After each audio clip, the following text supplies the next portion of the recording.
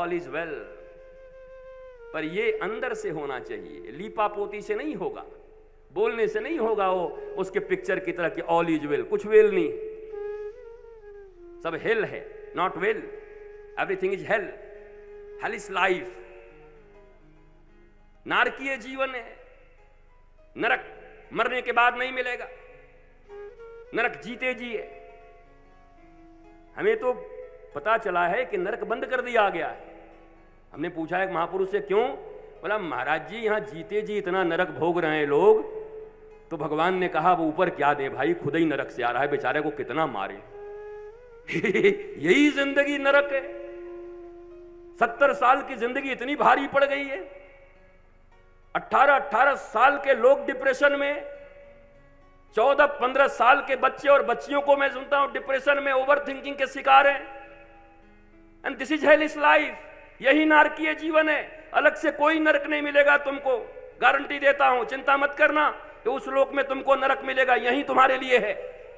या तो अपने यहां जीवन को दिव्य बना लो, आत्मिक बना लो, प्रेम से भर लो, प्रज्ञा से भर जाओ। भले ही सुदामा रहो, पर कृष्ण को भी अपनी गद्दी छोड़ करके नीचे बैठ करके और अपने श्वेत आसन पर बिठा करके, मैंने पहले दिन ही कहा था कि न इत्र से, न गर्म जल से, न गुलाब जल से, नेत्रों के जल से सुदामा के पांव धो दिए। वो कितना बड़ा धनवान था सुदामा, बताओ सुदामा के विषय में।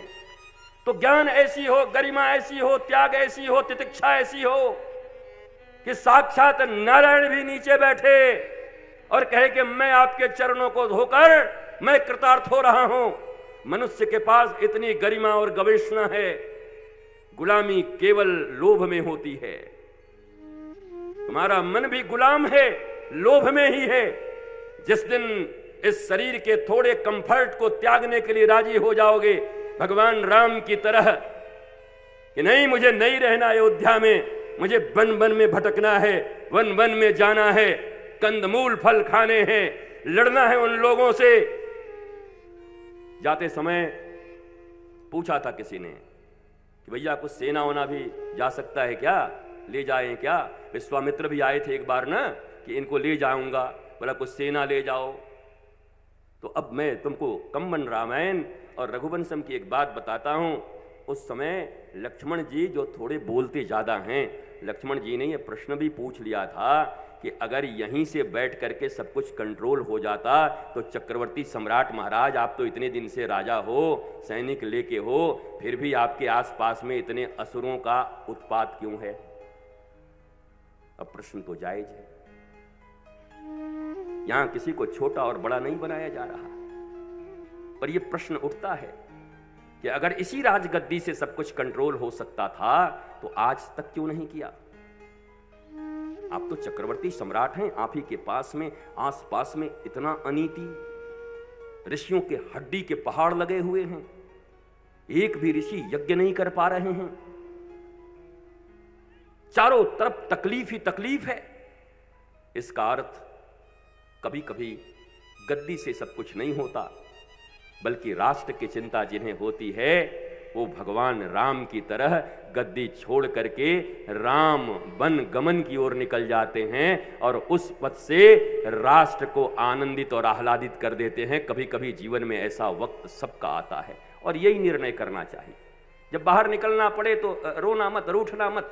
थोड़ा है कैसे छोड़ दूं, मिक्सी कहाँ मिलेगी, फ्रिज कहाँ मिलेगा मुझे, ये मुझे कहाँ मिलेगा स्वेटर, ये मुझे कहाँ कंबल मिलेगा। अरे छोड़ो, तुम्हारे भीतर इतनी ऊर्जा है, एक बार ऊर्जा जगा करके तो देखो, ऊर्जा करके देखो जीवन में।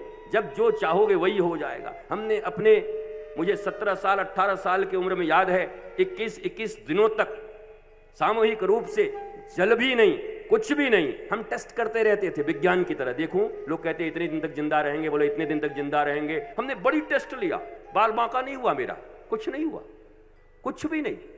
और ये टेस्ट चलते रहते, क्योंकि वो ऊर्जा ग्रहण करने के लिए इस पृथ्वी पर, इस दुनिया में, इस ब्रह्मांड में सूर्य से बड़ी ऊर्जा कहीं नहीं है। अगर वो टेक्निक तुम्हारे पास हो, तकनीक तुम्हारे पास हो, तो सूर्य से ऊर्जा लेकर के भी तुम बहुत समय तक जिंदा रह सकते हो और तरोताजा रह सकते हो, सूखोगे नहीं, मरोगे नहीं। चित जल पावक गगन समीरा, मिट्टी से भी ऊर्जा ले सकते हो, जल से भी ऊर्जा ले सकते हो। ये तकनीक है और आने वाले समय में इसी दिशा में जा रहा है सारा दुनिया, इसी के लिए टेक्नोलॉजी लाई जा रही है।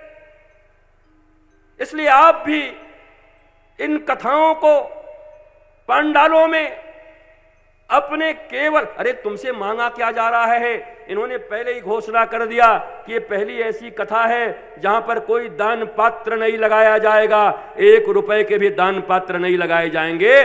वो खाने में कोई सहयोग है, जन सहयोग, बथुआ साग ला करके दे सकते हो। हमें बताया इन्होंने कि मिर्जापुर से बथुआ लेके आए लोग, बथुआ का साग, जन सहयोग केंद्र। बोला यहां जो भंडारा चल रहा है उसमें तुमको जो देना हो, पर तुम्हें कहीं यहां पर कोई दान पात्र दिख रहे हैं? दिखा? मिला अभी तक? और होगा भी तो कोई अगर लगा दिया हो तो खबरदार, लगना नहीं चाहिए।